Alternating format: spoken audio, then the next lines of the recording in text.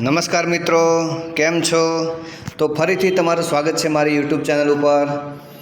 જો મિત્રો તમે નવા હો તો મારી ચેનલને લાઇક કરજો, શેર કરજો, સબસ્ક્રાઈબ કરજો કે જેના કારણે અવનવી માહિતી જે આપણી ગુજરાત સરકારની હોય અને ભરતી વિભાગની હોય એ તમને મળતી રહે.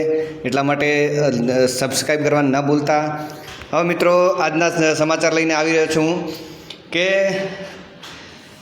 નિયામક શ્રી આપણા શિક્ષણ વિભાગમાં જે નિયામક શ્રીએ પરિપત્ર જાહેર કર્યો હતો આપણા સિનિયર સિટીઝન જેવા શિક્ષક મિત્રો માટે, જે રિટાયર્ડ થયેલા શિક્ષક મિત્રો હતો એમને ભરતી કરવાનો, તો એ પરિપત્રને લઈને સમાચાર આવી રહ્યા છે.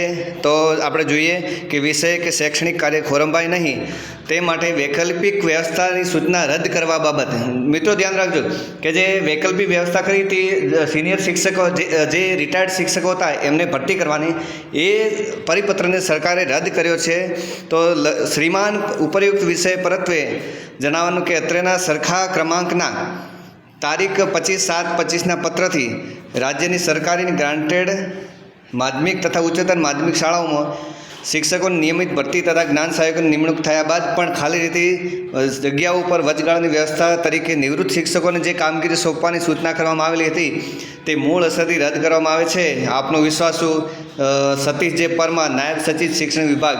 આપણા નાયબ સચિવ સાહેબે આ પરિપત્રને રદ કર્યો છે. એટલા માટે જે મિત્રો જે આપણા રિટાયર્ડ શિક્ષકો હતા ફોર્મ ભરવા માગતા હતા એ હવે ફોર્મ ભરી શકશે નહીં. જય હિન્દ, જય ભારત.